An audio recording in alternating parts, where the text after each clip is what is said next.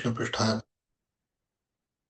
श्रीमद् भक्ति वेदांत स्वामी नामने नमस्ते सरस्वती देवे गौरवाणी प्रचारने निर्विशेष शून्यवादी पाश्चात्य जय श्री कृष्ण चैतन्य प्रभु नित्यानंद श्री अद्वैत गदाधर शिवासदि गौर भक्तवृंद। हरे कृष्ण कृष्ण कृष्ण हरे हरे हरे राम राम राम हरे हरे। नारायणं नमस्कृतं चरण नरोत्तमं देवीं सरस्वती व्यासं ततो जयमुदीरयेत्। वाञ्छाकल्पतरुष्टा सिन्धुभ्यो पतितनां पावनेभ्यो वैष्णवेभ्यो नमो नमः। तप्त कांचन गौरंग राधे वृंदावनेश्वरी विश्वानुस्त देवी प्रणमामि हरिप्रिये। नमो ब्रह्मदेवाय गो ब्रह्मदाय कृष्ण वंदाय नमो नमः। वासुदेवस्तं देवं कंसचानूरमर्दनं देवकी परमानंदं कृष्ण वंदे जगद्गुरु। आप सबका बहुत बहुत हार्दिक स्वागत है और हम तीसरा जो स्कंद है भागवत का उसको संपूर्ण कर रहे हैं। यहाँ पर जो प्रसंग है चल रहा जो दक्ष महाराज का, प्रजापति दक्ष जो भगवान शंकर के ससुर हैं और सती के पिताजी हैं। तो इस जैसा कि हमने पिछले कुछ जो अपने प्रोग्राम में जो डिस्कस किया कि किस तरह की देवताओं की सभा चल रही थी और वहां पर जो प्रजापति दक्ष है उन्होंने शंकर भगवान का बहुत अपमान किया और अपमानजनित शब्द उनको कहे। जिस तरह भगवान श्री कृष्ण को जो है आ, वहां पर सभा में हुआ था, युधिष्ठिर महाराज के सभा में हुआ था। अब यहाँ पर भगवान जो शंकर हैं अपमान सहकर वो आराम से अपने कैलाश चले जाते हैं और उन्होंने उसका कोई आ, उसका कोई प्रतिक्रिया नहीं दी। और उसके बाद जो सती है, सती जो जब उसको पता लगा कि उसके पिताजी कुछ काल बाद प्रजापति दक्ष दोबारा यज्ञ कर रहा है कंखल में अपने राज में, तो वहां पर सती को पता लगता है कि मेरे पिताजी जो है यज्ञ कर रहे हैं और उन्होंने हमको नहीं बुलाया। फिर भी वो बहुत जिद करती है, हट करती है, शंकर जी को बोलती है कि आप हमारे साथ चलो, पिताजी घर में यज्ञ हो रहा है। तो भगवान शंकर उनको बहुत समझाते हैं कि सती उस जगह पर नहीं जाना चाहिए जहां पर आपका सम्मान ना हो। और मगर हठ की वजह से सती वहां जाती है और वहां पर फिर जो प्रजापति दक्ष है जो शंकर जी का अपमान करते हैं और साथ में वहां पर सती जब देखती कि उसके जो जो पति शंकर जी के लिए कोई भी वहां पर आसन भी नहीं बनाया है और अपमानित किया है, तो वो आत्मदाह कर कर अपने योग की सिद्धि से अपने शरीर को हवन कुंड की जगह पर, जहाँ पर हवन होना था उसी यज्ञ स्थल पे अपने शरीर को वो जला देती है। और उसके बाद जो भगवान शंकर के जो पार्षद है, नंदी या दूसरे देव जो गण गए हुए थे, उनकी वहां पर लड़ाई होती है। और जब शंकर को पता लगता है, भगवान शंकर को, उनको तो पता था ये होना है, मगर जब उनको सूचना मिलती है कि सती ने शरीर इस तरह अपना जला दिया है यज्ञ में और प्रजापति दक्ष के कारण, तो उन्होंने अपनी एक जटा निकाल कर वहां से वीरभद्र को, वहां पर एक एक जो कि शंकर जी का ही अंश थे, उनको एक बहुत महान जो है काया जैसी उनकी, उनको प्रकट किया जिनके हजारों हाथ थे और उनको आदेश दिया वीरभद्र जाओ, प्रजापति दक्ष का जो यज्ञ है उसको ध्वंस कर दो। तो वीरभद्र जो है जब आते हैं तो वहां पर प्रजापति दक्ष का जो यज्ञ है उसको पूरा तहस नहस कर देते हैं। और साथ में जो जो भृगु मुनि या जो पूषा थे उनको भी आ, भृगु की दाढ़ी उतार देते हैं, पूषा के दांत वांत तोड़ देते हैं। और साथ में आ, जो वीरभद्र है वो प्रजापति दक्ष का जो सिर काट देता है और सिर काट कर उसको अग्नि में डाल देता है। अग्नि में डालने का कारण क्या था कि जो कई बार जैसे शुक्राचार्य जी उनके पास जो है जो संजीवनी विद्या से दोबारा व्यक्ति उठ जाता है। जिस तरह आपने हम रामायण में हमने देखा है कि जब लक्ष्मण जी को मूर्छा होती है तो जो सुषेण वैद्य था वो बोलता है कि महाराज, राम को बोलता है कि आपका भाई सुबह तक ही बच सकेगा। सुबह तक इसको संजीवनी विद्या, संजीवनी जड़ी बूटी ना मिली तो ये इसकी मृत्यु हो जाएगी। और वो मूर्छावस्था में थे। तो वो संजीवनी विद्या, संजीवनी बूटी के साथ व्यक्ति फिर दोबारा जीवित हो जाता है। तो इसी तरह जैसे शुक्राचार्य जी ने दैत्यों को संजीवनी विद्या से दोबारा जीवित कर दिया था। तो यहाँ पर जो वीरभद्र है उसने बोला कि इसका कोई शंका ही मत छोड़े, प्रजापति दक्ष को दंड देना है, इसका सिर है सीधा हवनी कुंड, अग्निकुंड में डाल दो। उसके धड़ से सिर को अलग करके अग्निकुंड में डाल दिया और सिर जल जाता है। और जब शंकर जी को सूचना मिलती है तो शंकर जी तांडव नृत्य करते हैं। उस सती का जो जला हुआ शरीर है, जो जहां पर जब सती का जो शरीर था वो अपने कंधों पर उठाकर तांडव करते हैं। इसकी जो व्याख्या है, तांडव की व्याख्या भागवत में नहीं है, वो शिव पुराण में और अन्य पुराणों में है।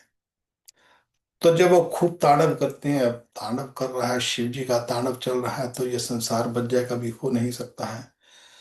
तो सब देवता प्रार्थना करते हैं भगवान विष्णु से, श्री कृष्ण से, कि प्रभु आप ही इनको शांत कीजिए।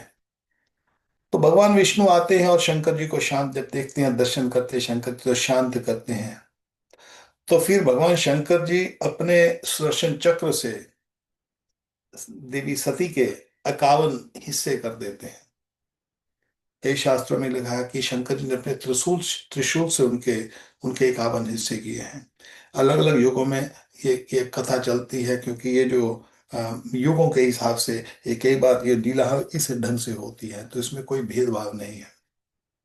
तो यहाँ पर भगवान विष्णु ने उनके 51 हिस्से कर दिए। तो जहां जहां वो जो 51 हिस्से गिरे, अब ये कथा सतयुग की है और कलयुग की भी कोई भगवान की जो लीलाएं हैं, ये दिव्य लीला है भगवान की।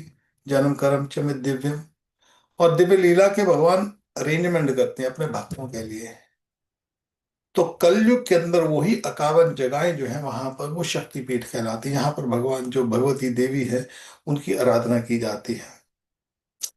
तो ये जितनी भी 51 पीठ है ये यहीं से शुरू हुई है। अब यज्ञ ध्वंस हो चुका है और भगवान शंकर जो है वो शांत हो गए हैं और अपने कैलाश में आराम से अपने पार्षदों के संग वहां पर विराजमान है। अब इधर यज्ञ खत्म हो, यज्ञ ध्वंस हो गया है, यज्ञ तो करना पड़ेगा। तो सब देवता जो है दोबारा, अब उनको पता है कि शंकर जी जो है वो गुस्से में गए हैं, शंकर जी काफी गुस्से में हैं। तो वो सब देवता जो है ब्रह्मा जी के पास चलते हैं, प्रभु आप शंकर जी को मनाइए। तो सब लोग जो हैं, एक सेकेंड।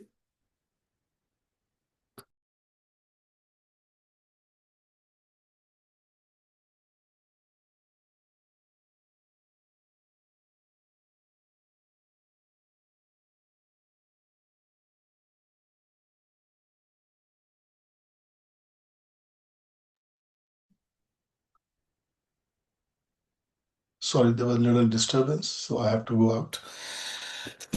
सो वहां पर सब देवता जो है ब्रह्मा जी के साथ मिलकर शंकर जी को मनाने के लिए अब जा रहे हैं। और जब शंकर जी को जाते हैं तो वहां पर जो है कैलाश में जाते हैं, जिसका हम विवरण हमने पिछले जो सप्ताह जो हमारा एपिसोड था उसके अंदर हमने किया।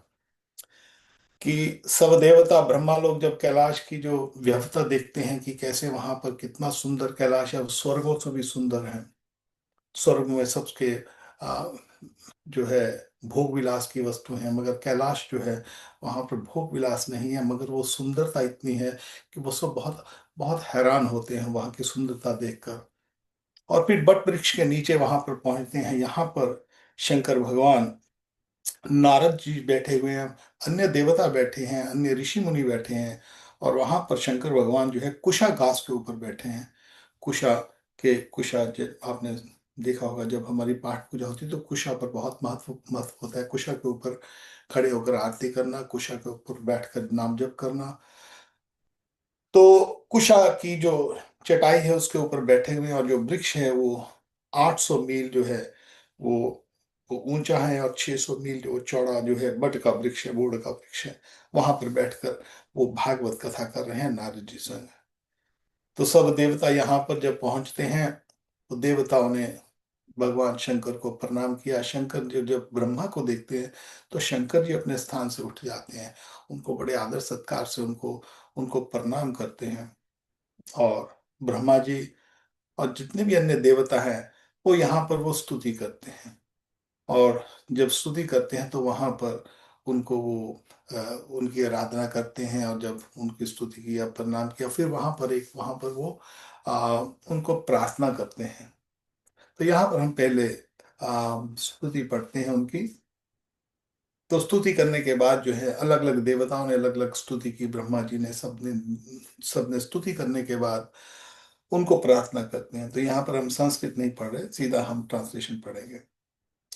तो वहां पर फिर ब्रह्मा जी उनको जो है प्रार्थना करते हैं, बोलते प्रभु ऐसा कीजिए जिससे जजमान दक्ष फिर से उठे, भग देवता को नेत्र मिल जाए। एक देवता है भग, उसके उनके जो नेत्र है वो निकाल लिए थे वीरभद्र ने। तो वो कहते हैं ऐसा कीजिए जिससे जजमान दक्ष फिर से उठे, भग देवता को नेत्र मिल जाए, भृगु के दाढ़ी पूंछ आ जाए और पूषा के पहले ही समान दांत निकल आए। रुद्रदेव अस्त्र शस्त्र और पत्थरों की बौछार से जिन देवता और ऋत्विजों के, ऋत्विज कहते हैं जो जो ब्राह्मण उसको जो जो हवन करते हैं उनको ऋत्विज ब्राह्मण कहते हैं। ऋतुजों के अंग प्रत्यंग घायल हो गए हैं, आपकी कृपा से वे फिर ठीक हो जाए। यज्ञ संपूर्ण होने पर जो कुछ शेष रहे वह सब आपका भाग होगा। यज्ञ विध्वंसक आज ये यज्ञ आपके ही भाग से पूर्ण हो। तो यहाँ पर वो प्रार्थना कर रहे हैं, प्रभु ये जो यज्ञ है इसमें आपका हिस्सा मिले, आपको हिस्सा मिले सारा। और आप जो हमारे देवता हैं, जो जो जिनके अंग कट गए हैं इस लड़ाई में, उनके अंग वापिस आ जाएं। जो अंगहीन है उनके अंग आ जाएं। और जिसके भग देवता के नेत्र जल गए वो आ जाएं। भृगु की दाढ़ी निकल गई है वो अलग जाए। पूषा के दांत निकल गए वो आ जाए। तो जब इस तरह प्रार्थना करते हैं ब्रह्मा जी देवताओं के बिहार पर, तो यहाँ पर फिर शंकर भगवान जो हैं वो क्या कहते हैं, श्री महादेव उवाच नाग्य प्रजेशवालाय वर्णन नाम चिंत है। ये बहुत ही महत्वपूर्ण बात यहाँ पर शंकर जी कह रहे हैं। श्री महादेव जी ने कहा, प्रजापते, भगवान की माया से मोहित हुए दक्ष जैसे नासमझ के अपराध की ना तो चर्चा करता हूं ना याद ही करता हूं। हम पहले इसको पूरा पढ़ते फिर इसके ऊपर हम थोड़ा सा विचार करेंगे। मैंने तो केवल सावधान करने के लिए ही वो थोड़ा सा दंड दे दिया। दक्ष प्रजापति का सिर जल गया है, इसीलिए उनके बकरे का सिर लगा दिया जाए। भग देवता मित्र देवता के नेत्रों में अपना यज्ञ भाव देखें। पूषा पिसा हुआ अन्न खाने वाले हैं, उसे जजमान के दांतों से भक्षण करे, तथा अन्य सब देवताओं के अंग प्रत्यंग भी स्वस्थ हो जाएं, क्योंकि उन्होंने यज्ञ से बचे हुए पदार्थों का को मेरा भाग निश्चित किया है। अदावरी आदि यज्ञिकों में से जिनकी भुजाएं कट गई हैं वे अश्विनी कुमार की भुजाओं से, और जिनके हाथ नष्ट हो गए पूषा के हाथों से काम करे, और भृगु जी के बकरे की सी दाढ़ी मूछ हो जाए। तो यहाँ पर जो देवता जो जो जो भी चीज पूछी उन्होंने, भगवान शंकर ने उनको वो प्रदान कर दी। बोले ठीक है आप ऐसा करो, प्रजापति दक्ष जो है उसके बकरे का सिर लगा दो, और जो बकरे की जो दाढ़ी मूछ है वो भृगु जी के लगा दो, और जो पूसा है वो अश्विनी कुमार के रास्ते से भुजाओं, जो जो जो देवता है जिनके अंग कट गए हैं वो अश्विनी कुमार की भुजाओं से अपना जो हाथ का काम वो चलाए।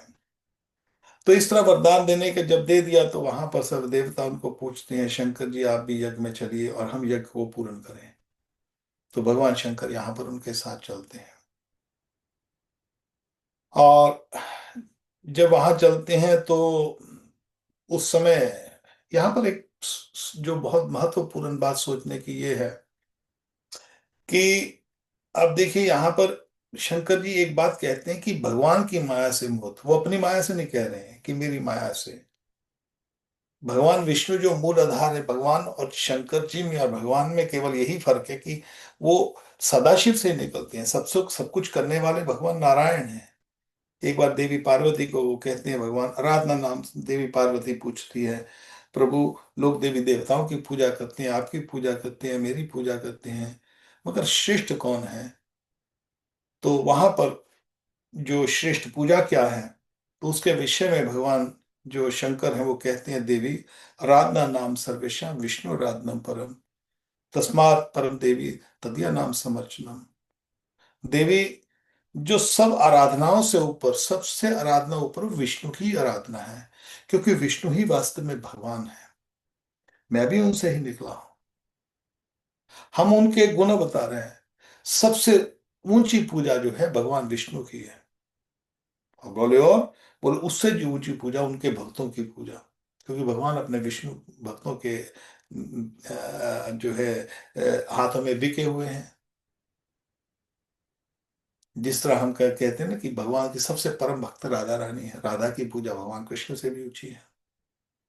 इसका ये भाव है। तो यहां पर जो कहते हैं जो कुछ भी हुआ है, सती ने सती सती जो है उसका, उसने शरीर त्यागा है, या महाराज प्रजापति ने मेरा जो अपमान किया है, ये सब कुछ भगवान की माया है। शांत स्वभाव में शंकर जी बैठे हैं। वहां पर वो बोलते हैं, ये जो तुम कह रहे हो, ये मैं इस बात को कभी सोचता भी नहीं हूं। ठीक है, जो हो गया सो वो हो गया। उसमें पश्चाताप नहीं कर रहे हैं। शंकर जी को ये पश्चाताप नहीं कर रहे, जब देवता आए हैं सब कुछ ध्वंस हो गया, इतनी बड़ी बात। सती कोई साधारण औरत तो है नहीं। सती तो जो देवी पार्वती है, अर्धांगिनी है शंकर जी की, ये सारे ब्रह्मांड की स्वामिनी है, दुर्गा देवी है। ये जो भी कुछ संसार में चलता है, जो हम खाते हैं, जो पीते हैं, जो प्रकृति चेंज हो रही है, सर्दियां गर्मियां, सूरज चंद्र निकल रहा है, यहाँ पर भूचाल आते हैं, वर्षा आती है, गर्मी आती है, सर्दी आती है, जो भी कुछ चल रहा है, पेड़ पौधे, फसल ना हो तो कोई जी नहीं सकता। मांसाहारी लोग भी नहीं रह सकते, क्योंकि मांसाहारी जो जानवर हैं वो भी तो खाएंगे, कोई कोई पेड़ पौधे पत्ते खाएंगे तो ही तो उनका जीवन चलेगा। ये सब प्रकृति जो है देवी के अंदर चल रही है। और सती कोई साधारण देवी नहीं है। और यहां पर सती ने अपना शरीर त्यागा है। तो भगवान शंकर जो है इसको भगवान विष्णु की माया कह रहे हैं। और भगवान विष्णु की माया के संग एक और बहुत बड़ी बात है यहाँ पर। हमारे जीवन में कुछ छोटा मोटा कोई हमको दो चार गालियां दे देना, तो हमारा दिमाग खराब हो जाता है। हम सोचते हैं कि कौन सा ऐसी घड़ी है जब इस आदमी से हम भी बदला लें। हम उसको भूलना नहीं चाहते हैं।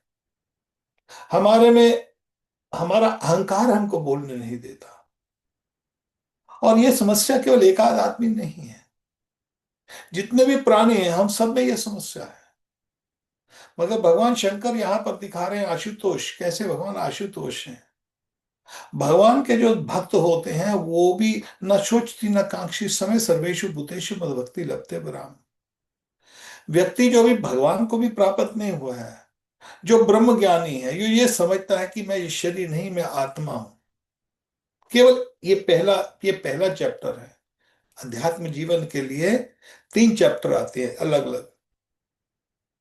वदंती तत्व तत्वम ज्ञान मध्यम ब्रह्मेति परमात्मेति भगवान शब्द देते हैं। अध्यात्म जीवन के लिए पहले ब्रह्म ज्ञान है कि मैं ये शरीर नहीं, मैं एक आत्मा हूं। मैं जो भी कुछ कर रहा हूं अपने शरीर के लिए कर रहा हूं। उसके बाद जो आत्मा के बाद परमात्मा का ज्ञान होता है। और जो परमात्मा का ज्ञान होता है कि मैं अकेला नहीं, मेरे संग मेरे परमात्मा है, मेरे भगवान है, वो जो परमात्मा के ऊपर जब ज्ञान चलता है तो फिर व्यक्ति समझता है भगवान का ज्ञान। और भगवान में फिर भगवान विष्णु, और उसके बाद भगवान की जो पर्सनल लीला श्री कृष्ण। तो यहां पर जो व्यक्ति साधारण से साधारण भी अध्यात्म जीवन का व्यक्ति होता है, वो भी इस बात को ना सोचती ना कांक्षती, ना वो सोचता है, ना वो भविष्य की चिंता करता है, ना पीछे का सोचता है। तो हम में क्या समस्या होती है कि हमारे जीवन में कुछ घटना होती है तो हम उसको बार बार सोचते हैं और सोच सोच कर दुखी होते हैं।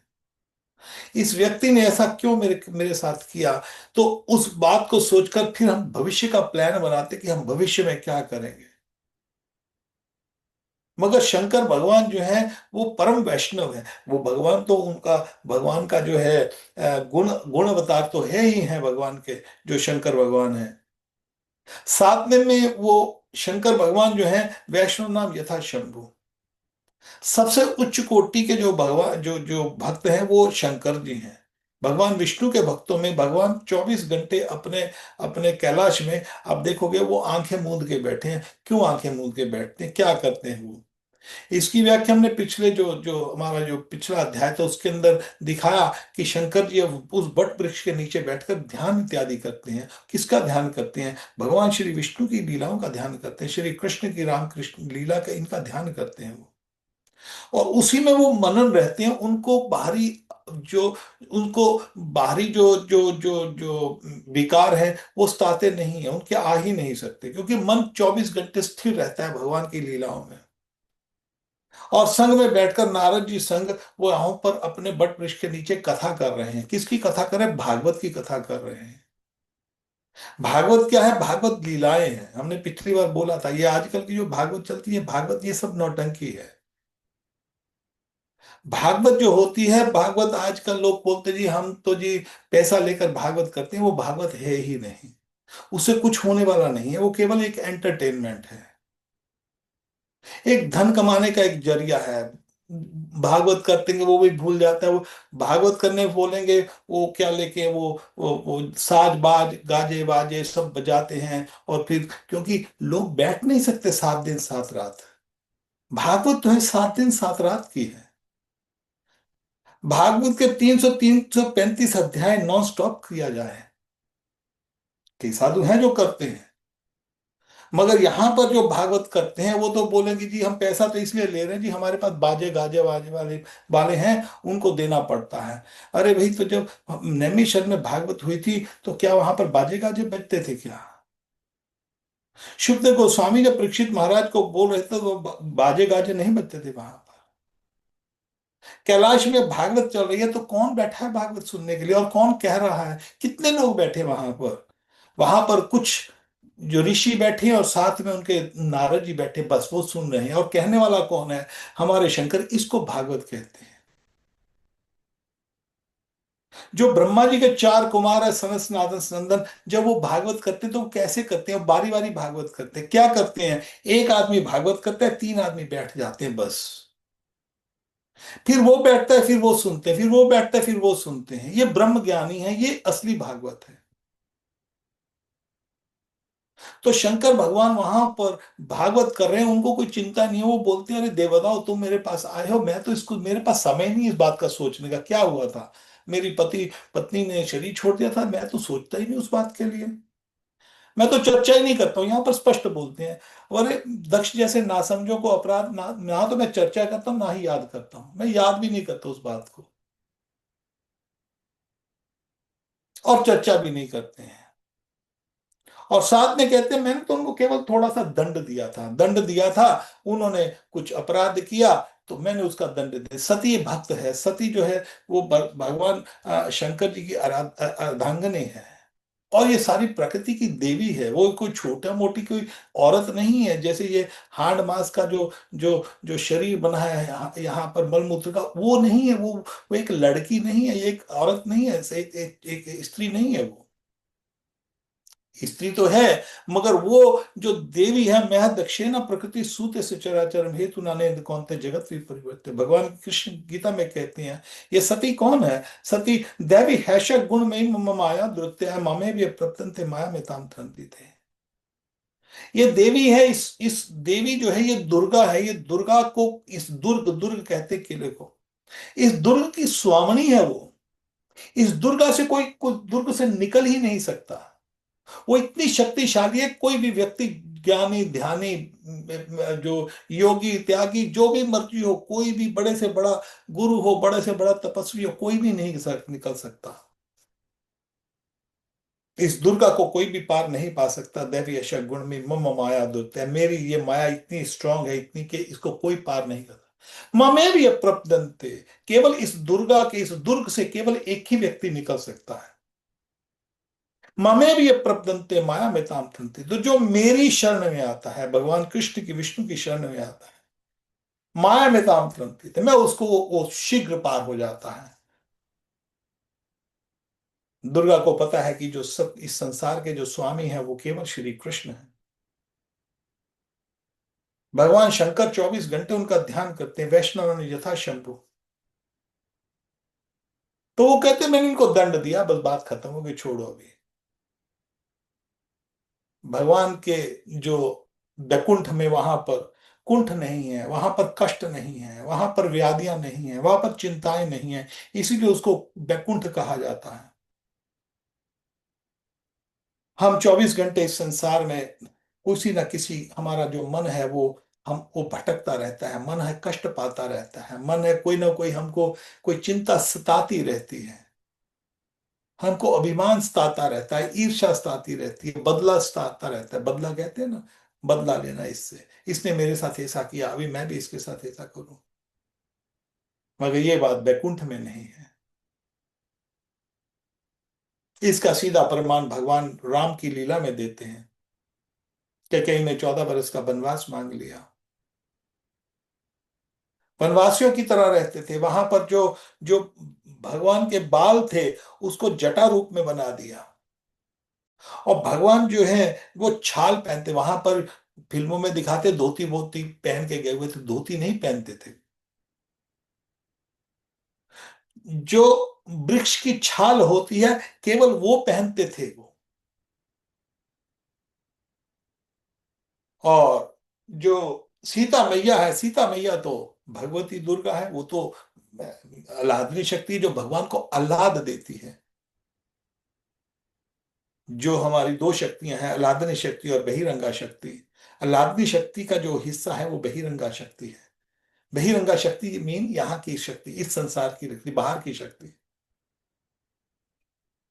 अतरंगा शक्ति जो अंदर की शक्ति, जो वास्तव में शक्ति है, जिस शक्ति से अतरंगा शक्ति निकलती है, और वो उसको आह्लादनी शक्ति कहते हैं। आह्लादनी शक्ति का, आह्लाद का क्या मीनम, जो भगवान को आह्लाद देती है, भगवान को प्रसन्नता देती है, इसीलिए उसको आह्लादनी शक्ति कहते हैं। राधा रानी आह्लादनी शक्ति है, भगवान को आह्लाद देती है। श्री कृष्ण को आह्लाद, श्री कृष्ण को हम खाते हैं तो हमको कुछ आनंद आता है, वो हमारा आनंद है।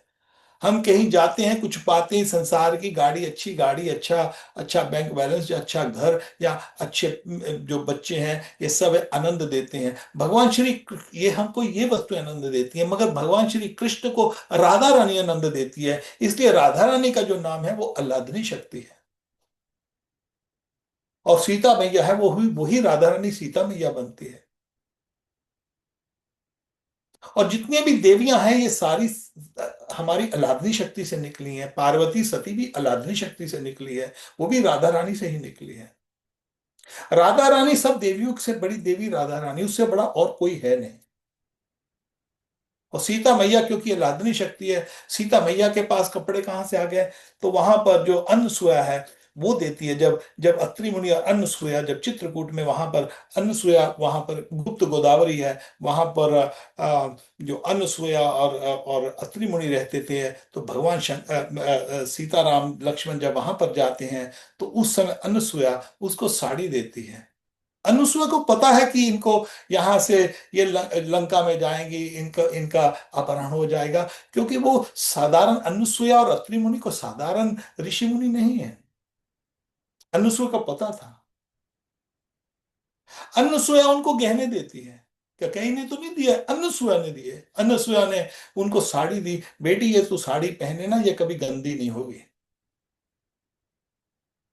और बेटी ये तू तू तो सुहागन है, तू बनवासियों की तरह क्यों यहां पर घूमेगी। तो वहां पर जो अन्नसूया है वो वो सीता मैया को गहने दे देती है। बेटी तू ये पहन ले गहने, या कंगन पहन ले, या ये पायल पहन ले, ये सब कुछ ये पहन ले। उसको पता था ये होगा। तो अन्नसूया ने जब दिए थे तो ये आह्लादनी शक्ति भगवान को। मगर राम जी ने क्या किया, कैकेयी से कोई बैर भाव नहीं किया। जिस तरह यहां पर शंकर जी हैं, उन्होंने बोला मैं अब सोचता ही नहीं हूं इसका, और ना मैं याद भी करता हूं, मैं तो अपने ध्यान में लगा हुआ हूं। प्रभु राम जब वहां पर जाते हैं तो राम भी यही करते हैं। कैकेयी के प्रेम में उन्होंने अपनी तरफ से कोई उसमें उसमें कमी नहीं की। जिस तरह पहले कैकेयी को प्रेम करते थे, उससे वैसा ही प्रेम उन्होंने अपने मन में रखा। भैया जैसी तुम्हारी इच्छा। ये हिसाब से देखते, कई बार हम देखते हैं ना, को माँ अपने बच्चे को कई बार दूध नहीं देती है, दूध बच्चा रोता है, भगवान भी कई बार नहीं देते हमको, कई बार बोलते हैं हमने तो बहुत नाम जप कर रहे हैं जी, भगवान हमको हमारे कष्ट क्यों नहीं दूर कर रहे हैं। अरे करेंगे, बैठ जाओ। कई बार क्या होता है, गरम गरम दूध होता है, हम चाहते हैं अभी का भी इंस्टेंट इंस्टेंट हॉट मिल्क हमारे अंदर चला जाए, हमारी हमारे मुंह से बात निकले और प्रभु हमको एकदम हमारा काम कर दे बस। ये हमारी ये हमारी मूर्खता है। हथेली पे सरसों उगाना, एकदम उग जाए बस। कोई थोड़ा सा कष्ट आता है तो हम भगवान को एकदम दौड़ते हैं, अरे प्रभु हमारी बात क्यों नहीं सुन रहे। कई बार भगवान अपने भक्त को इंतजार करवाते हैं। कारण क्या है, दूध गर्म है। माँ को बच्चा रोता है, माँ दे दो, गर्म दे दो, दूध दे दो, दूध दे। माँ को पता है मैं अभी गर्म दूध दूंगी तो इसका मुंह जल जाएगा, तू रोता रहे, ठहर के ठंडा होगा फिर पिलाऊंगी। तो भगवान भी कई बार हमारे जीवन में कुछ ऐसी हमारी आवश्यकताएं, कुछ ऐसे हमारे दुख आ जाते हैं हमारे जीवन में, कई बार भगवान उसको भी थोड़े से टाइम से उसको ठीक करते हैं। पूर्ण शरणागति चाहिए भगवान श्री कृष्ण में। उसी तरह जो जो भगवान राम है, उन्होंने जब वो चित्रकूट में मिलने आते हैं, भरत तीनों माताओं के साथ मिलने आते हैं, तो सबसे पहले प्रणाम वो कैकेयी को करते हैं, मन में कोई भेदभाव नहीं रखते हैं। सुग्रीव के बारे में, सुग्रीव ने भगवान को कहा कि बलि बलि जो है, ये जो बाली है मेरे को बहुत तंग कर रहा है, तो बाली को मारा, मगर बाद में भी उसको अपना मित्र बना लिया, उसको किष्किंधा का राजा बना दिया। और जब आ विभीषण आता है तो विभीषण को लंका का राजा बना देते हैं। सीता हरण हुई है, उनकी पत्नी हरण हुई हुई है, अभी वो लंका में भी है, लंका में ही है, और विभीषण को राजा बना दिया। बोले कि प्रभु आपने तो इसको राजा बना दिया, कल को रावण आपसे माफी मांगने आ जाएगा तो आप उसको क्या दोगे, आपने तो लंका तो इसको दे दी पहले ही। बोले जब ये रावण मेरे पास आए कभी माफी मांगने के लिए तो मैं उसको अपनी अयोध्या दे दूंगा। अयोध्या का अर्थ था जिसको युद्ध युद्ध के अंदर जो हार नहीं सकते थे, अयोध्या को कोई भेद नहीं सकता था। कभी जब हम रामायण की कथा करेंगे तो उसमें बहुत आनंद के प्रसंग आएंगे सारे, मगर यहाँ पर जो राम है, श्री कृष्ण है, आ शिशुपाल ने कितनी गालियां निकाली, भगवान आराम से बैठे हुए हैं।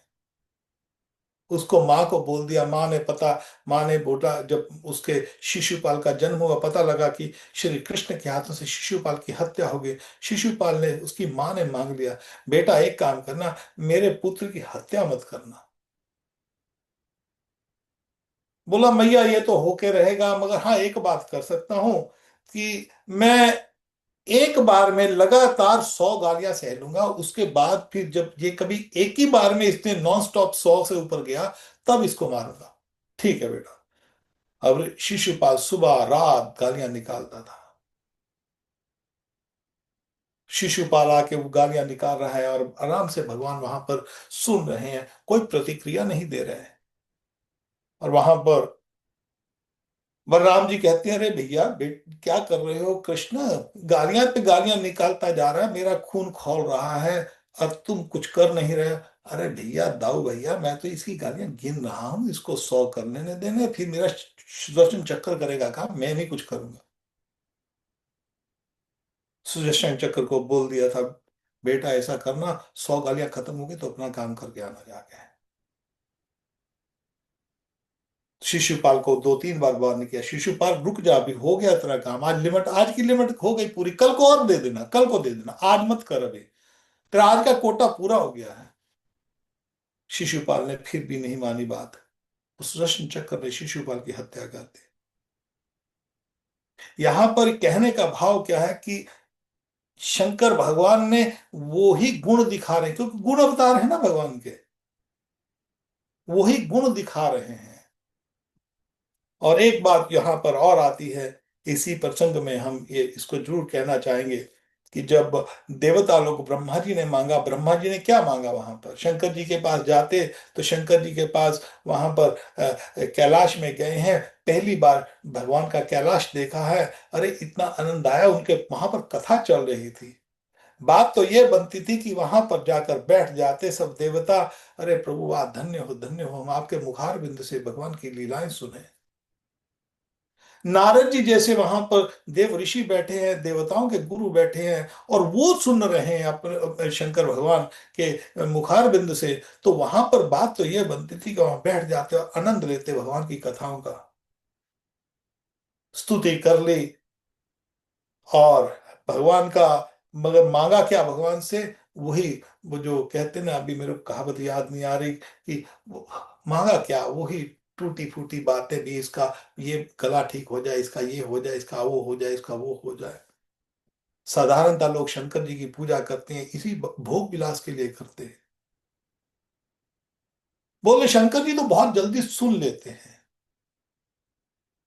धन चाहिए, पुत्र चाहिए, पुत्री चाहिए, काम चाहिए, परिवार का सांसारिक सुख चाहिए, शंकर जी के पास जाते हैं, शंकर दे भी देते हैं, क्योंकि उसकी कोई वैल्यू नहीं उनके पास। लोग इस बात को समझते कि शायद वो कृपा कर रहे हैं, वो शंकर जी की कृपा नहीं है। वो तो वेस्ट चीज जो है वो दे देते हैं शंकर जी उसको। अरे तू क्या अच्छा ये मांगना है, चल मेरे को तंग मत कर, तूने व्रत रखी है, दो चार छह व्रत रखे हैं, आके शिवलिंग पे पानी चढ़ाया है, वहां से आके तूने हरिद्वार से आके चल के पैदल आया है, और यहाँ पर वो तूने, अच्छा ये ले चल, पीछे हट जा बस। उसकी कोई वैल्यू नहीं है। और वो लोग वो अधिकारी भी नहीं है कैलाश में जाने के, बड़े बड़े बोले जी हम तो बहुत तपस्या करते हैं शंकर जी की, शंकर जी की कृपा से हमको धन धान्य सब बहुत संपन्न है। अरे बहुत कृपा शंकर जी की। ये शंकर जी की कृपा नहीं है। शंकर जी की कृपा देखनी है तो यहाँ पर देखी जाए, यहाँ पर कैलाश में चल रहे, और ब्रह्मा जी और अन्य देवता है वो वंचित रह गए उस कृपा से, यहाँ पर जाकर भी उस कृपा से वंचित रह गए हैं। एक बार चैतना लीला में एक ब्राह्मण ने खूब तपस्या की शंकर जी की, कृप था, दृढ़ था, भगवान की कोई उसके कर्मों का प्रभाव, भगवान भी चाहते थे कि इसको ये भोग विलास में ना फंसे, भगवान देना ही नहीं चाहते थे उसको। मगर शंकर जी की खूब तपस्या की और बहुत प्रसन्न किया, शंकर जी प्रसन्न हो गए। हाँ बेटा क्या चाहिए तेरे को? अब शंकर जी को पता है ये ब्राह्मण है, ये बहुत साफ दिल का है, इसमें ये कपटी नहीं, इसमें कपट नहीं है इस ब्राह्मण के हृदय में। मगर मेरे से मांग क्या रहा है? अरे वही धन दौलत, ये सब ये भोग विलास जो संसार के लोग मेरे से मांगते हैं। तो यहां पर शंकर जी कृपा करते हैं उस ब्राह्मण के ऊपर, मेरे को नाम भूल गया उस ब्राह्मण का। उस ब्राह्मण को कहते हैं ऐसा कर, तू वृंदावन चला जा, वहां पर एक जो भक्त है उसका नाम सनातन है, तू सनातन गोस्वामी के पास चला जा। गोस्वामी का वर्ड आजकल जो गोस्वामी चलते हैं ये गोस्वामी नहीं है। गोस्वामी का गो का अर्थ होता है इंद्रिया, स्वामी का अर्थ जो इंद्रियों को कंट्रोल कर ले। आजकल तो ये जो रबर स्टैंप है गोस्वामी पीछे नाम लिखा हुआ है, मगर वास्तव में वो गोस्वामी नहीं है। गोस्वामी कहते हैं जो हमारे षड गोस्वामी थे, जिन्होंने गो इंद्रियों को वश में कर ले, केवल उसी का अधिकार है गोस्वामी ने कहलवाना। तो जब हम गोस्वामी वर्ड कहते हैं तो गोस्वामी के ये मत सोचिए जो आजकल कास्ट सिस्टम चलता है, जो गोस्वामी पीछे से लिख देते हैं, बाद में सब कुछ खाए पिए संसार में भोग विलास करे, वो गोस्वामी नहीं कहा जाता। वो तो ऐसे कहते हैं जैसे अंधे को कमल नयन कह दिया जाए, अंधा है मगर उसको कमल नयन कह दिया जाए। तो खैर सनातन गोस्वामी के पास जाता है वो ब्राह्मण। शंकर जी ने बोला अच्छा ठीक है ऐसा कर, तेरे को पारस मणि तू उसके पास से ले ले, एक पारस मिल जाएगा, पारस मणि है उसके पास, सनातन गोस्वामी के पास। वो पारस को ले ले, और तू जितना धन बनाना है बना ले लो, बस जा। अब उन्होंने भेजा, उनको पता था क्या मिलेगा उधर उसके पास से। तो वो आते हैं, ब्राह्मण आता है, सनातन गोस्वामी पूछता है कहाँ पर है सनातन गोस्वामी, श्रीपाद सनातन गोस्वामी? अरे वहां पर, वो इधर इधर बैठा है, वो टीले पर इधर बैठा है, तो आप उधर चले जाओ। वो चलते वहां पर जाते, देखते हैं वहां, वहां पर वो अपने बैठे अपने ध्यान में, और नाम जप कर रहे हैं, हरे कृष्ण कृष्ण कृष्ण हरे हरे, हरे राम राम राम हरे हरे। तो नाम जप कर रहे हैं, तो वहां पर जब उनको पूछता है, महाराज मैं, मेरे को सपने में ऐसे ऐसे शंकर भगवान ने कृपा किया है और मैं बहुत दुखी हूँ। मेरे पास धन की बहुत कमी है और मैं उन्होंने भेजा कि आपके पास जाऊं और आपसे आप मेरे को कृपा कीजिए कि कुछ मणि है तो वो दे दीजिए मेरे को, तो मेरा थोड़ा सा जीवन सुखी हो जाए ताकि मैं आराम से भगवान की पाठ पूजा कर सकूं। सनातन गोस्वामी कहते ब्राह्मण ऐसा कर, वहां पर वो थोड़ा सा वो जो पत्ते वत्ते पड़े हैं ना, है हटा के साफ किए हुए कूड़ा सा पड़ा वहां पर पड़ी, उससे मनी ले ले। तो उसने जब वहां पर देखता है वो बड़ा खुश हो गया, जाकर उसने मनी निकाली और मनी निकाल कर जब देखा, अरे बाप रे, बड़ा प्रसन्न हुआ। बहुत धन्यवाद किया, माथा टेका, मगर जब माथा टेक के जाने लगा मन में इच्छा आ गई, अरे इस इस साधु ने ये जो मणि रखी है ये तो वहां पर ऐसा रखी जिसे इसकी कोई वैल्यू ही नहीं, इसका मतलब इसके पास कुछ और ज्यादा बढ़िया चीज होगी जो इसने ऐसे ही कूड़े में फेंकी हुई है, जिसकी कोई वैल्यू नहीं, कीमत ही नहीं डाल रही है। तो आगे पूछती सनातन को द्वार, महाराज एक और काम कीजिए, आपके पास ये मनी आपने ऐसे फेंकी हुई है, तो आप कोई और कृपा हो, कुछ कोई और साधन हो तो मेरे को दे दीजिए। तो उन्होंने बोला ऐसा कर, ये मनी ले और ये कुएं में पहले मनी कुएं में फेंका, फिर तेरे को कुछ देता हूँ। उन्हें मनी ली जाकर, जैसे बोला ठीक है, और अभी इनकी इनका मनी, इनकी ये जाने, मेरे वो क्या, मेरे को तो कुछ अच्छा दे देंगे। तो उस वृद्ध ब्राह्मण ने क्या किया, मनी उठाई कुएं में फेंक दी। वापिस शंकर जी के पास आते हैं, हाँ, सनातन गोस्वामी के पास। सनातन गोस्वामी कहते तेरे को मैं एक ऐसी वस्तु देता हूँ, तो इसको कर। महाराज वो क्या है? बोले तेरे को एक मंत्र देता हूँ। महाराज वो मंत्र दीजिए, जरूर दीजिए। जिस उसने सोचा शायद और पैदा हो जाए कुछ और धन व संपत्ति। हाँ क्या मंत्र? बोले तू ऐसा कर, नित्य हरे कृष्ण कृष्ण कृष्ण हरे हरे, हरे राम राम राम हरे हरे। तो ये मंत्र जप किया कर, इससे तेरे को ऐसा उद्धार हो जाएगा। अरे महाराज, और तेरे को दुख का अभाव बंद हो जाएगा। मनी, अरे मनी लेने जाके देख ले, मनी मनी जो फेंक दिया, प्रभु आपने फेंकवा दिया, जा कुएं में जाके देख क्या है। तो कुएं में, पुराने मेरे को हम नाम भूल गया, हमारे में टिंडे बोलते थे पंजाबी में। तो कुएं में ऐसे बॉक्स लगे होते हैं, तो ऐसे उसमें से ऐसे पानी निकलता है। तो जब उसने इसको घुमाया, देखा वहां पर शंख, वहां पर जो है वो मणियां पड़ी हुई हैं, जो भगवान शंकर के पास वास्तव में जो चाहता है। तो जो कैलाश में जाए, जैसे बैकुंठ में जाते हैं, जो शंकर की पूजा करते हैं, जो कैलाश में जाते हैं, तो कैलाश में वहां पर वो देवताओं का भोग विलास नहीं है वहां पर। वहां पर तो जितने भी प्राणी हैं, कोई कोई बिच्छू है, कोई सर्प है, कोई गाय है, वहां पर जो जो जो मोर है, सब वहां पर आनंद एक जगह पर, वहां पर वो जो ईर्ष्या वैरता नहीं है। कोई प्राणी आपस में लड़ते झगड़ते नहीं है, भूत है, प्रेत है, सब सब देवता, सब वहां पर बहुत आनंद से रहते हैं, क्योंकि वहां पर कृष्णमय है सब, सब कुछ विष्णुमय है। वहां पर भगवान विष्णु की लीलाएं चलती हैं, जो कि श्री हमारे शंकर भगवान स्वयं करते हैं। तो खैर यहाँ पर उनको अब लेके चलते हैं, बोलते हैं कि ठीक है प्रभु। तो उन्होंने कहा चलो, मैं आप भी हमारे संग चलिए यज्ञ में। तो यहाँ पर जो ब्रह्मा जी हैं, अन्य देवता जो हैं, वो शंकर जी को कैलाश से लेकर वहां पर यज्ञ में पहुंचते हैं। दक्ष महाराज की उस जगह पर पहुंचते हैं। तो वहां पर जिस जगह पर दक्ष की वो शरीर पड़ा हुआ है, सिर नहीं है, तो वहां पर फिर वो कहते ठीक है, इसको बकरे का सिर लगा दो। तो जब उसके बकरे का सिर लगाया जाता है, तो तुरंत संजीवनी विद्या से वो भी भगवान शंकर की कृपा से वो वापस जीवन पा लेता है। और जब प्रजापति दक्ष देखता है कि शंकर सामने खड़े हैं, उसको पता है उसने कितना घोर अपराध किया, तो तुरंत शंकर जी के पांव में पड़ जाता है और वहां पर पढ़कर उनसे बहुत क्षमा याचना करता है, प्रभु आप मेरे जो है, मेरे जवाई हो, आप मेरे दामाद हो, और मैंने आपके, और आप तो संसार को सबको इतने दयालु हो, आशुतोष हो, और मैंने आपके प्रति इतना ईर्ष्या भाव में आकर मैंने मैंने आपका इतना अपमान किया, और इस सम्मान से सिर का तो गया गया, मेरी मेरी पुत्री जो इतनी प्रिय पुत्री, सब पुत्रियों से प्रिय मेरे को जो मेरी प्रिय पुत्री सती थी, उसने भी शरीर छोड़ दिया। तो भगवान जो शंकर हैं, उसको क्षमा तो पहले ही कर दिया, क्योंकि अब उनके चरणों में आया है तो उसको क्षमा कर दिया।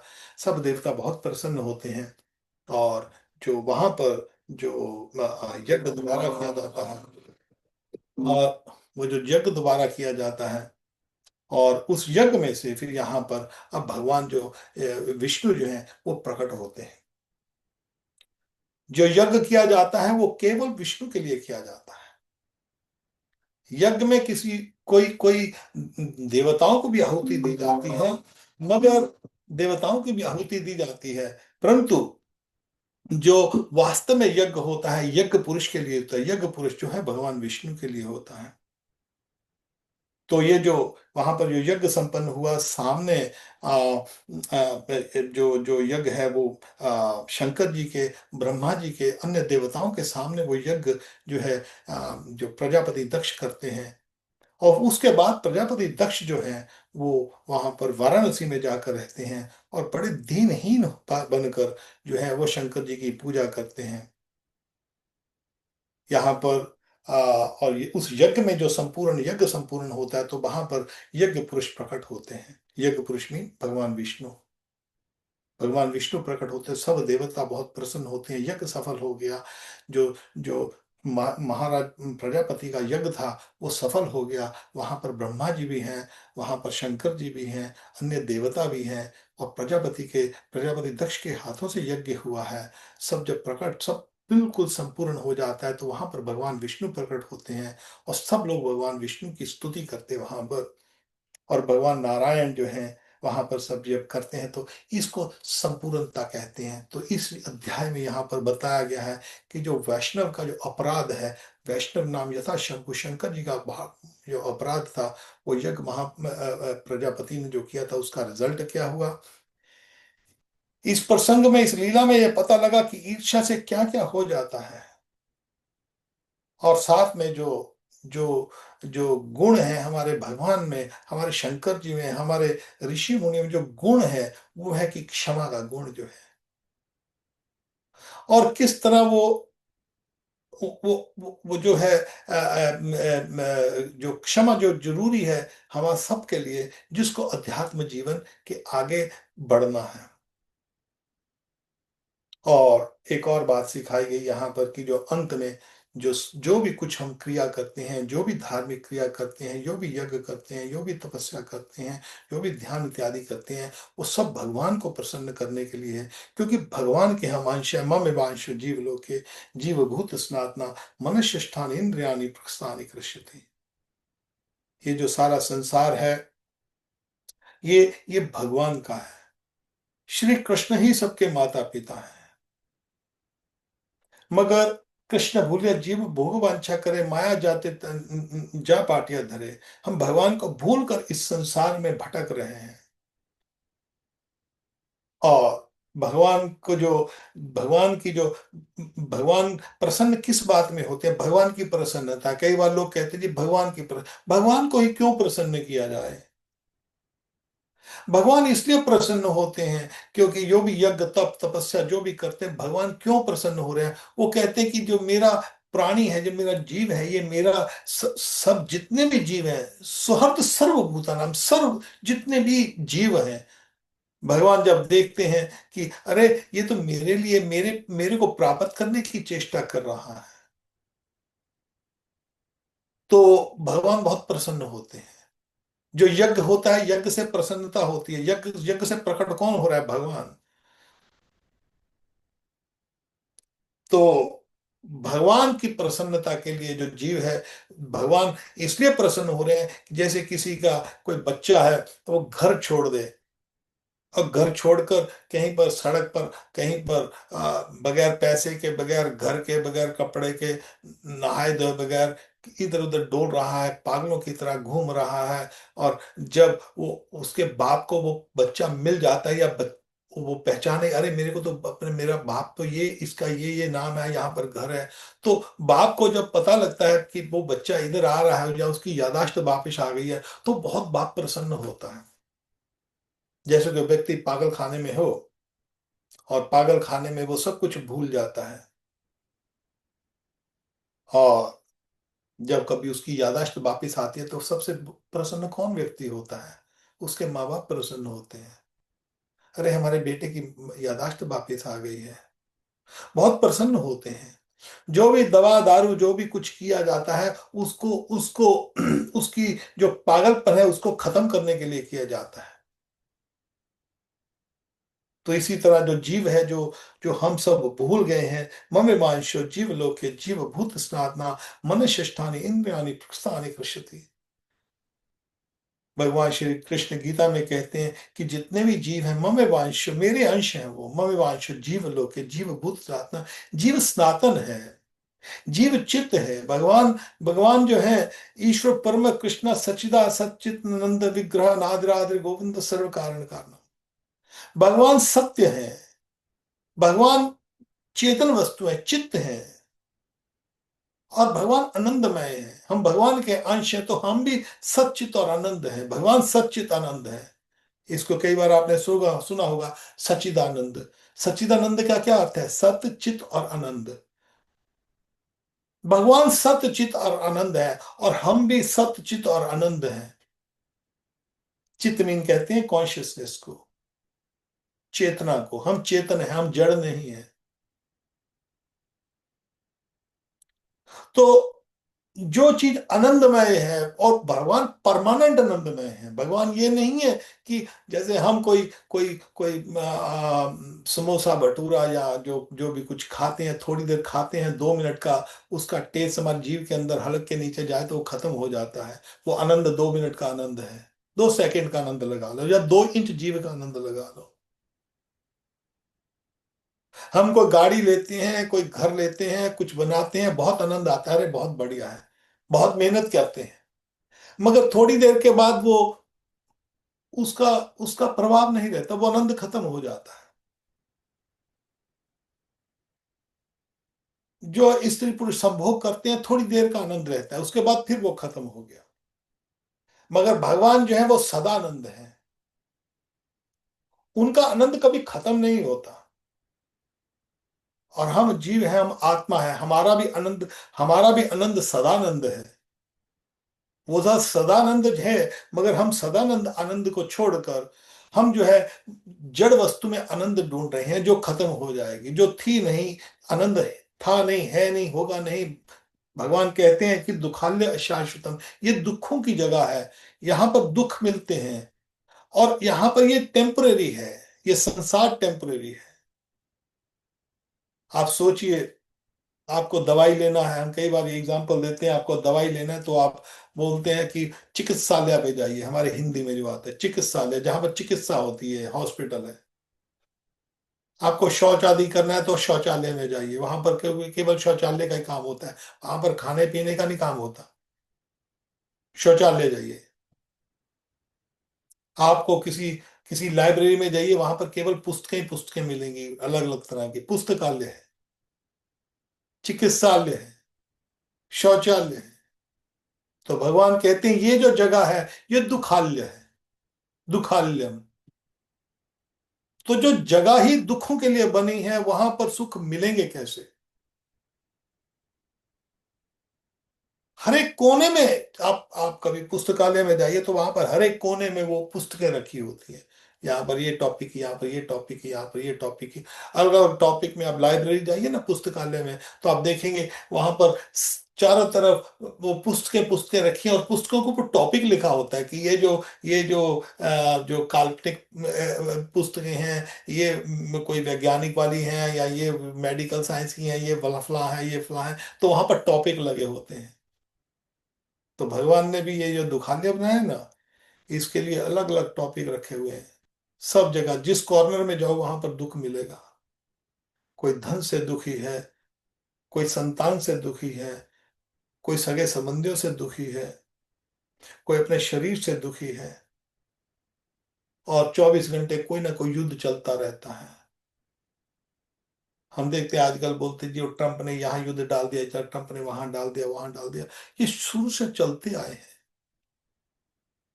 बड़े बड़े राजा आए, बड़े बड़े राजा ने एक राज्य से दूसरे राज्य को तोड़ा, काटा, फाटा, सब कुछ डिस्ट्रॉय कर दिया। वो राजा आए, फिर वो आए, रिसेंटली कोई मुगल आए, कोई वो आए, सब जगह पर लड़ाई झगड़ा चला, लड़ाई लड़ाई लड़ाई चलती है।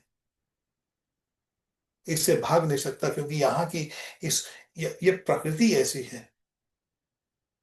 तो यहाँ पर जो व्यक्ति है, जो हम आनंदमय हैं, इस संसार में फंसे पड़े हैं, तो उसके लिए भगवान ने एक एक बात कही है। कली संतान उपनिषद में एक उन्होंने औषधि दी है। जैसे दुखों की जगह पे जाए, वहां पर कभी किसी का कोई जलन चल रही है, तो उसके लिए कोई औषधि होती, थोड़ी सी लगा दो तो बोलते एकदम ठंडक पड़ जाती है। कई बार देखते हैं कोई जो व्यक्ति है वो जलन हो जाती है, कोई सड़ जाता है आग में, कोई भी उसका हाथ सड़ जाए या कुछ भी सड़ जाए, तो एकदम वो हाथ के ऊपर क्या करते हैं कि ऐसी मरहम सी लगा देते हैं जो बिल्कुल ठंडक सी दिखाई देती है। तो ये जो जगत है ये वैसे ही दुखालयम है, दुखों से भरा पड़ा है।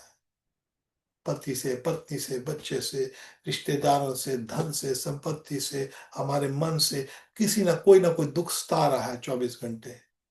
कोई ये लड़कियां, कोई कोई इस रिश्तेदार ने ये कह दिया, उस रिश्तेदार ने ये कह दिया, ऐसा कर दिया, तो ये दुखों से भरा पड़ा है। तो यहाँ पर दुख ही दुख मिलते हैं।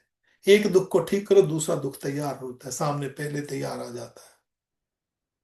तो उसके लिए कलि संतोन उपनिषद में भगवान श्री कृष्ण को पता है, वेद व्यास मुनि को पता है कि कल जो घोर आ रहा है, कले दोष निधे राजन। हे राजन, ये जो परीक्षित महाराज हैं, सॉरी, जो शुकदेव गोस्वामी अब परीक्षित महाराज को कहते हैं, हे राजन, कि ये जो संसार है, कले दोष निधे राजन, कि ये जो संसार है ये भरा पड़ा है, ये समुद्र है दोषों का, ये समुद्र है दुखों का। मगर इसमें एक गुण है बस, सब अवगुण ही अवगुण है, अवगुण ही अवगुण है, हर एक जगह पर केवल एक ही गुण है, कीर्तनादेव कृष्ण समुख संग परम ब्रजेत। इस कृष्ण कीर्तन के सिवा जो भी कोई दवाइयां हैं, कोई भी दवाई नहीं है। उसके लिए एक और बात कली संतन उपनिषद में कह दी है। ये मंत्र लिखा गया, हरे कृष्ण कृष्ण कृष्ण हरे हरे, हरे राम राम राम हरे हरे। इति शोष्टकम नाश नाश इति शोष्टकम नाम ना कलकलमश नाशनम नाते पत्रों सर्वदेश दृश्यते। आजकल हम देखते हैं तरह तरह के गुरु पैदा हो गए हैं। गुरु बाबा लोग, कोई ये मंत्र दे रहा है, वो गुरु मंत्र दे रहा है, कोई ये दे रहा है, कोई ये दे रहा है, कोई ये दे रहा है, ये कर लो, ये ले लो, ये ले लो, वो ले लो। अरे तरह तरह के दे रहे हैं। अरे सब भूल गए भगवान क्या कहते हैं, कौन सा मंत्र दे रहे हैं, तुम दे रहे हो भैया। भगवान कौन सा मंत्र दे रहे हैं? वेदव्यास मुनि जो है भगवान के अवतार है, वो क्या दे रहे हैं? उन्होंने कहा कि ये जो मंत्र है, 16 अक्षर का जो मंत्र है, इति शोष, इस मंत्र के बराबर कोई भी मंत्र नहीं है। ये सारे वेदों में, सारे पुराणों में, जितने भी हमारे शास्त्र हैं, उनमें इससे बड़ा कोई मंत्र ही नहीं है।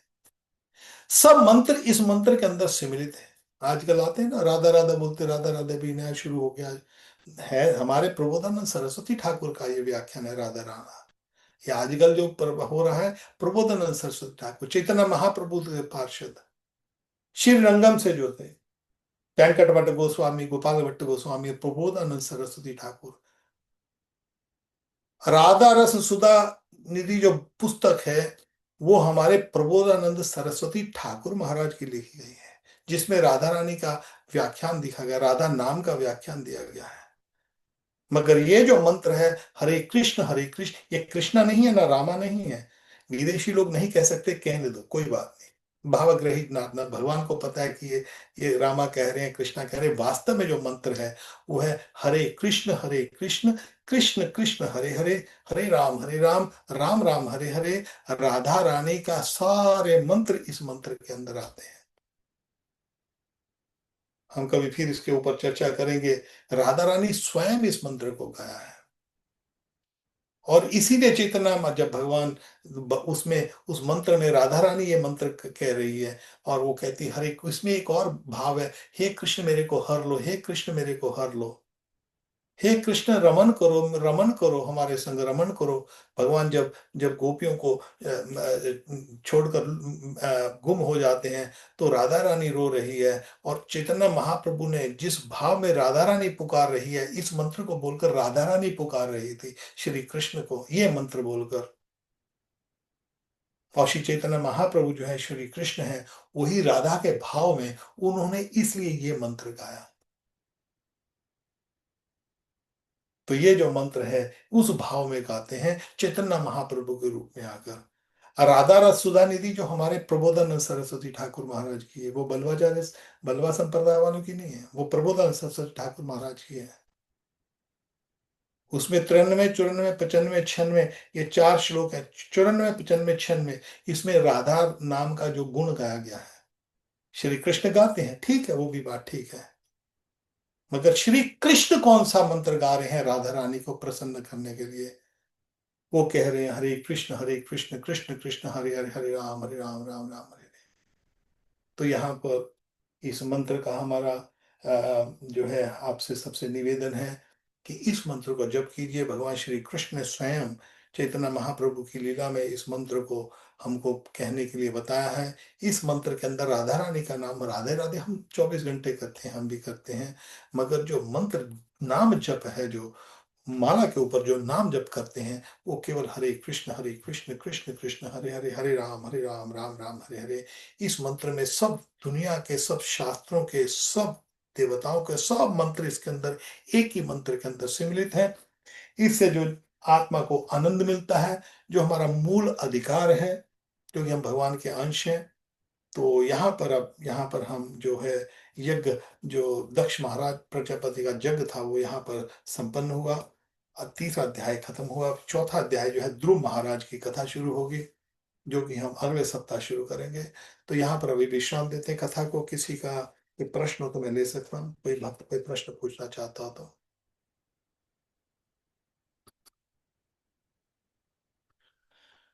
ठीक है, आपका प्रश्न नहीं है तो हमारा निवेदन है कि आप सब खूब भगवान का नाम जप कीजिए और भगवत प्राप्ति कीजिए। निताई गौर, राधे श्याम, जय राधे।